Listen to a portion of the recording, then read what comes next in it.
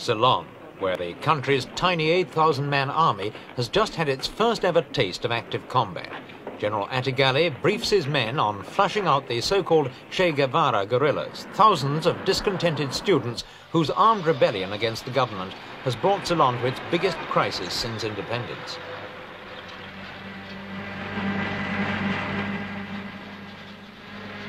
Fighting broke out in Ceylon on the night of April the 5th, when well-organized bands of guerrillas struck simultaneously at 25 police posts throughout the country.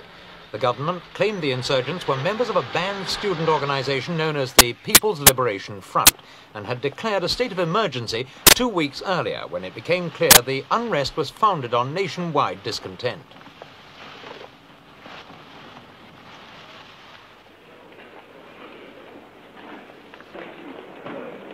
In the first few weeks of the fighting, government security forces made short work of the rebels, who proved in many cases to be ill-trained, enthusiastic students.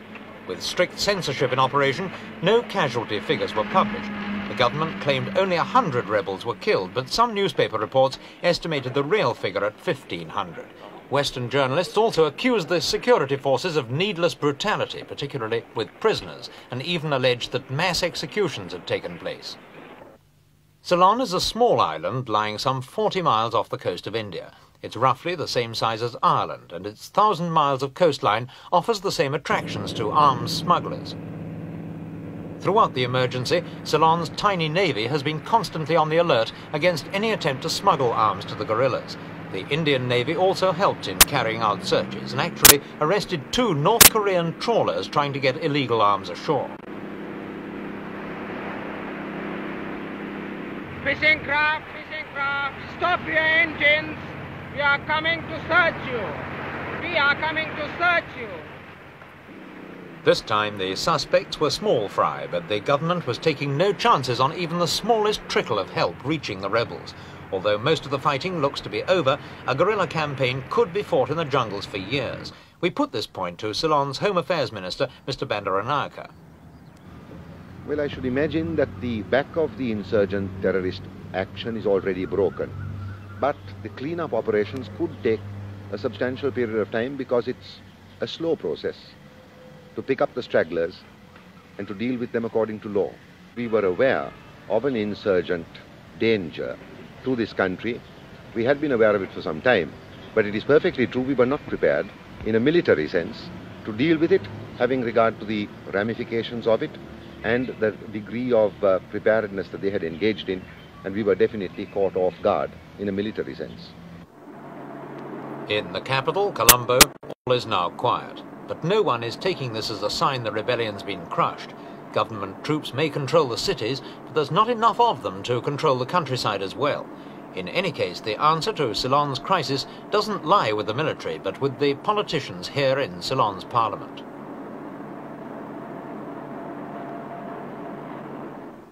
Responsibility for putting Ceylon back on its feet lies with this woman, Mrs. Sirimavo Bandaranaike, the Prime Minister, and leader of a left-wing coalition government which includes a number of communists.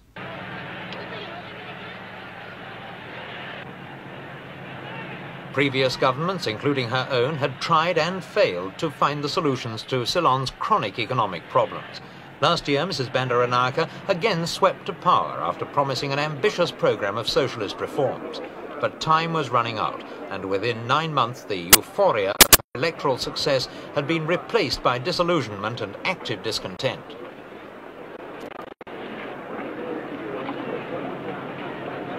At the state opening of Parliament, Mrs. Bandaranaike's election manifesto was read out as her intended government programme.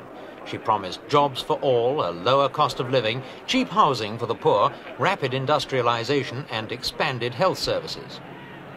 Almost immediately afterwards, the finance minister announced the country was bankrupt.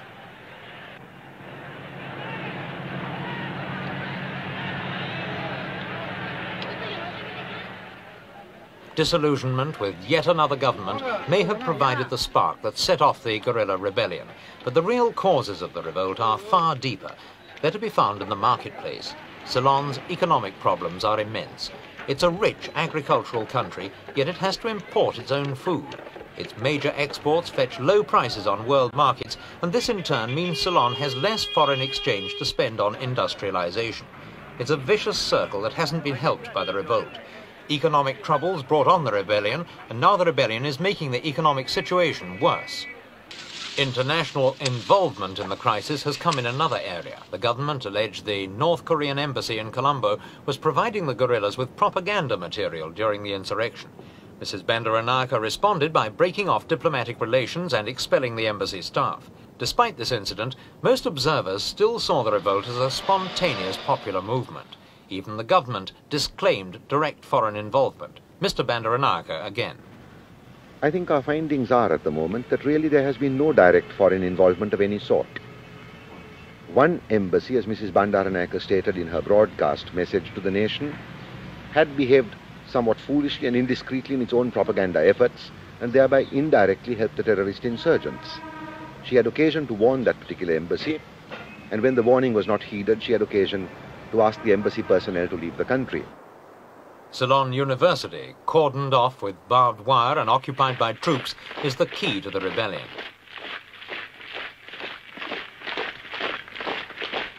The reasons not difficult to find. The guerrilla movement is largely organized and led by unemployed graduates, of whom Ceylon has 14,000, all products of a free and compulsory education system that's wildly out of step with the nation's economy. The rank and file of the movement is provided by school and university students, teachers and Buddhist monks. 60,000 are thought to be involved.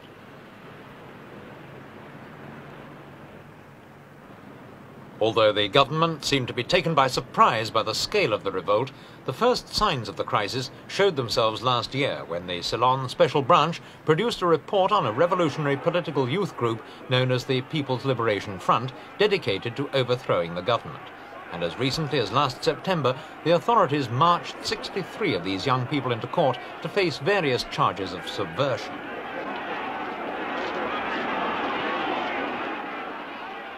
The declared aim of the April the 5th insurgents was to topple Mrs. Bandaranaike's government and replace it with an even more left-wing administration. They failed, but the fact that the attempt was made at all has shown the government just how urgently reforms are needed. We asked Mr. Bandaranaike if the uprising had forced the government to review its policies. I don't think so, because I think our program is a fairly radical one as it stands. But much remains to be done, and maybe the administrative process could be speeded up somewhat.